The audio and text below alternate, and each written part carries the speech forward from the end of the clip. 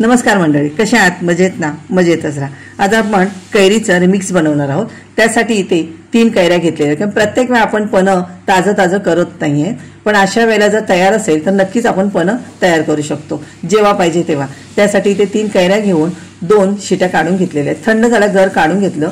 मिरची, अद्रक, काली मिरी पावडर, जिरा पावडर, लिंबू हे सर्व मिक्स करायचं आणि मिक्सरला ग्राइंड करून घ्यायचं। आता जेवढा आपला कैरीचा गर असेल त्याच्या दुप्पट आपल्याला साखर घ्यायची। साखर पूर्ण त्याच्यामध्ये मिक्स करून घ्यायची आणि एका ताटामध्ये असं पसरून घ्यायचं। जितकं पातळ पसरता येईल तेवढं पसरून घ्यायचं। इथे 2 ताटामध्ये मी पसरून घेतले। 2 दिवस झाल्यानंतर थोडंसं मोकळं करून घ्यायचं।